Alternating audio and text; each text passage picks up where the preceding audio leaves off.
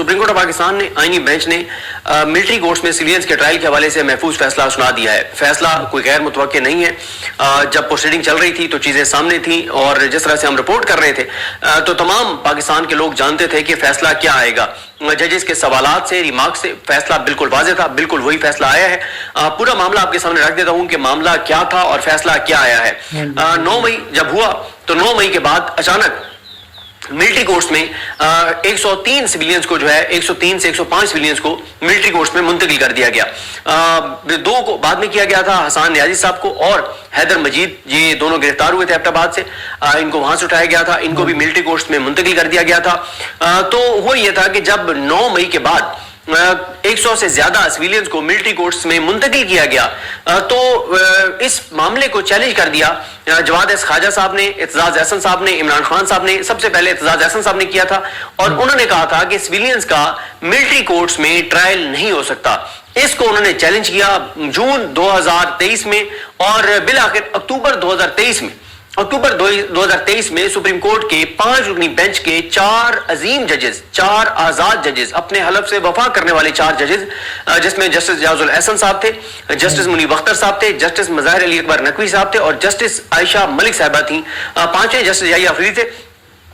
5 जजेस ने यह फैसला किया कि ये जो 9 मई वाले सिविलियंस हैं इनके क्या मिलिट्री कोर्ट में ट्रायल नहीं हो सकता। ये तो फैसला आया 5-0 से, लेकिन 4 जजेस ने, एजाजुल एहसन साहब, मुनीब अख्तर साहब, आयशा मलिक साहिबा और मज़ाहिर अली अकबर नकवी साहब ने बहुत दबंग एक फैसला दिया और उन्होंने कहा कि सिविलियंस का मिलिट्री कोर्ट में ट्रायल हो ही नहीं सकता। सिविलियन का ट्रायल सिविलियन कोर्ट्स में होगा और उनको बुनियादी इंसानी हकूक मुयस्सर होंगे, क्योंकि मिलिट्री कोर्ट्स में जब किसी का केस जाता है तो फिर उसको बुनियादी इंसानी हकूक जो है वो उससे छीन लिए जाते हैं, उससे वापस ले लिए जाते हैं और वो सिर्फ मिलिट्री के लिए मिलिट्री कोर्ट्स उन्होंने कहा कि वो हैं, क्योंकि मिलिट्री पर्सन जो है जब वो फौज में जाते हैं तो फिर वो इस बात का ज़ाहिर है उसके बाद बड़ा स्ट्रिक्ट एक फौज का एक सिस्टम है, तो फिर उनके पास वो जो आम पाकिस्तानियों को इंसानी हकूक मुयस्सर है वो इंसानी हकूक उनको मुयस्सर नहीं रहते। ये तय है, ये आईन ने तय कर दिया है।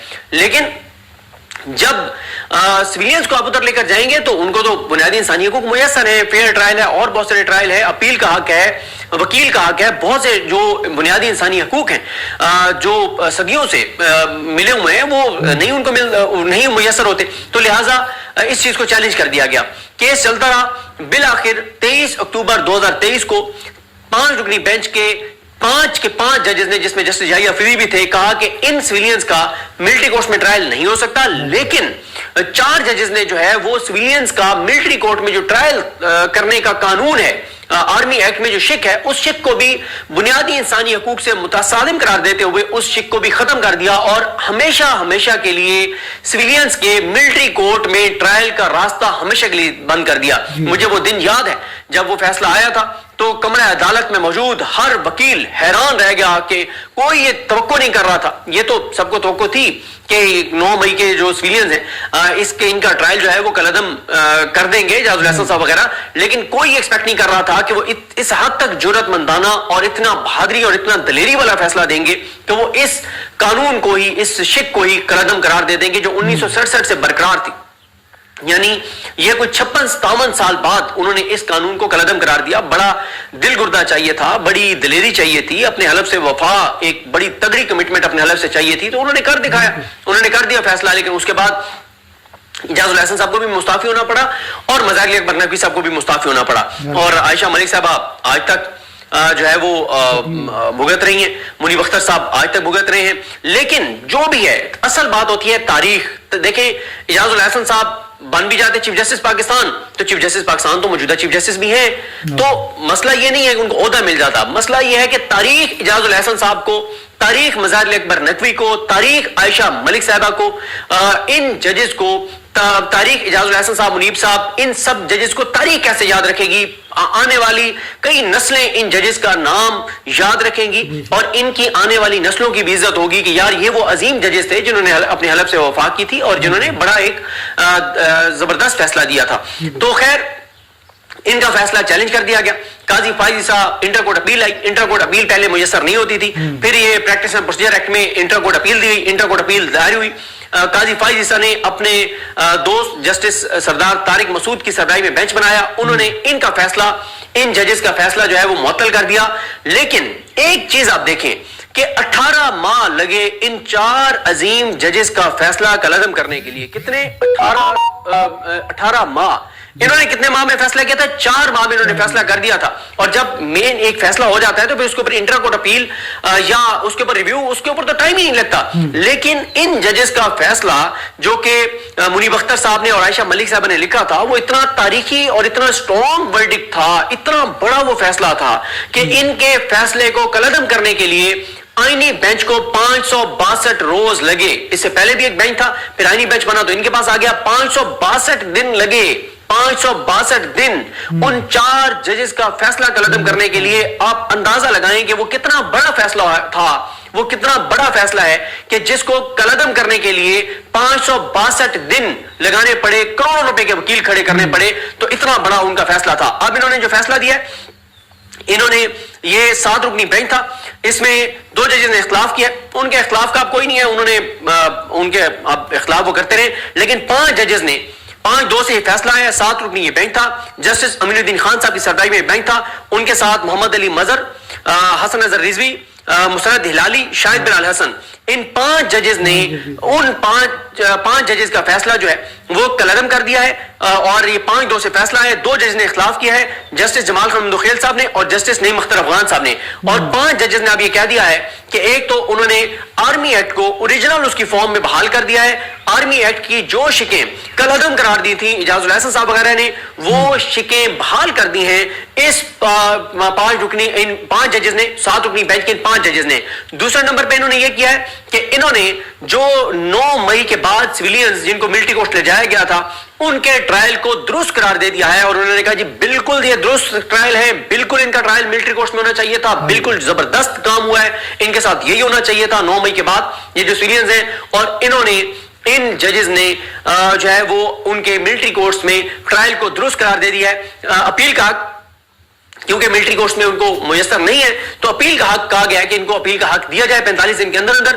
لیکن جو فیصلہ ہے جو ان 4 ججز کا وہ اور 5 کا 9 مئی کی حد تک اور 4 کا قانون کی حد تک وہ فیصلے جو ہیں وہ کالعدم ہو گئے ہیں. 5-2 سے یہ فیصلہ سنا دیا گیا ہے. اور اب ظاہر ہے یہی فیصلہ ہے. اور اب آئندہ بھی سویلینز کا ملٹری کورٹ میں ٹرائل ہو سکتا ہے جب ملٹری کورٹس کسی کو چاہیں, کسی بھی سویلین کو چاہیں کہ اگر ان کو اس میں آرمی ایکٹ کی وہ ڈومین میں لے آتے ہیں تو ان کو ملٹری کورٹس میں لے جایا جا سکتا ہے اور ان کا وہاں پر ٹرائل کیا جا سکتا ہے. اور یہ وہ ججز ہیں جن کو آئینی بینچ میں شامل کیا گیا تھا. دوبارہ نام سن لیں کہ کون سے وہ جج ہیں جنہوں نے یہ فیصلہ دیا ہے. جسٹس امین الدین خان, جسٹس محمد علی مظہر, جسٹس حسن اظہر رضوی, جسٹس مسرت ہلالی اور جسٹس شاہد بلال حسن.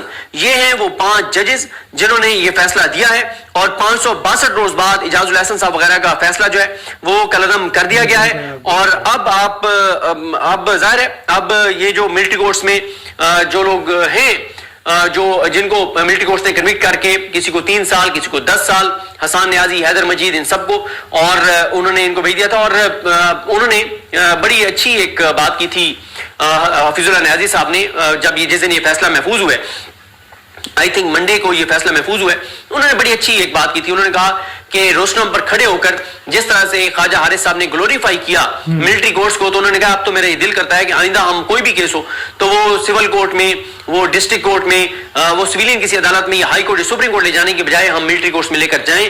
اور حفیظ اللہ نیازی صاحب نے کہا تھا ججز کو مخاطب کرتے ہوئے کہ یہ آپ کا امتحان ہے کہ آپ اپنی سویلین عدالتوں کے ساتھ کھڑے ہوتے ہیں, آپ سویلین نظام کے ساتاتھ کھڑے ہوتے ہیں, یا آپ ملٹری کورٹس کے ساتھ کھڑے ہوتے ہیں. اور اس میں بہت زیادہ بات ہوتی رہی کہ اس کیس میں ٹرائل کے اوپر یہ 100 لوگ نہیں ہیں جن کو سزائیں سنائی گئی ہیں, بلکہ ٹرائل جو ہے وہ سپریم کورٹ آن ٹرائل ہے کہ سپریم کورٹ کیا فیصلہ کرتی ہے, سپریم کورٹ کے ججز کیا فیصلہ کرتے ہیں. تو خیر سپریم کورٹ کے ججز نے فیصلہ سنا دیا ہے. اور آج مخصوص نشستوں والا کیس بھی لگا ہوا تھا. اگر آج یہ پاکستان اور بھارت کی جنگ کی جو حالات ہیں اس کی وجہ سے اگر ایئر سپیس بند نہ ہوتی اور فیصل صدیقی صاحب آ جاتے تو آج یا کل میں مخصوص نشستیں بھی نون لیگ پیپلز پارٹی مولانا فضل الرحمان اور ایم کیو ایم کو دے دی جاتی، کیونکہ یہی ججز جو ہیں، یہی جو جج ہیں جو ملٹری کورٹس کیس کا یہ فیصلہ سنانے والے ہیں، یہ سب اس بینچ کا حصہ ہیں۔ اس میں سے کون کون حصہ ہے؟ ان پانچ میں سے جناب میں آپ کو بتا دیتا ہوں، یہ میرے خیال 5 کے 5 حصہ ہیں۔ امین الدین خان صاحب بھی ہیں، شاہد بلال حسن صاحب بھی ہیں، بالکل یہ 5 کے 5 اس بینچ کا حصہ ہیں، بلکہ جو 2 جمال خان مندوخیل صاحب ہیں اور نعیم اختر افغان صاحب ہیں، یہ بھی اس بینچ کا، یہ دونوں ججز بھی، یہ 7 کے 7 ججز اس بینچ کا حصہ ہیں۔ تو اب اس فیصلے کے بعد مخصوص نشستوں کے کیس کا فیصلہ کیا آنا ہے وہ کوئی بھی اس کا اندازہ کر سکتا ہے، لیکن بہرحال وقت گزر جاتا ہے بڑا۔ اب جن لوگوں کا ملٹری کورٹ میں ٹرائل ہوا انہوں نے بھگت لیا ہے، 2 سال ملٹری کورٹ کو بھگت لیا ہے، وقت گزر جائے گا، 6 ماہ اور وہ جیلوں میں رہیں گے، ان کی ضمانتیں ہو جائیں گی، وہ باہر آ جائیں گے، لیکن تاریخ ہمیشہ یاد رکھے گی اعجاز الاحسن صاحب، منیب اختر صاحب، عائشہ ملک صاحبہ، مظہر اکبر نقوی صاحب نے کیا فیصلہ دیا، امین الدین خان صاحب، محمد علی مظہر صاحب، حسن اظہر رضوی صاحب، شاہد بلال حسن صاحب، مسرت ہلالی صاحبہ، انہوں نے کیا فیصلہ دیا۔ تاریخ ہمیشہ کے لیے ان چیزوں کو یاد رکھے گی۔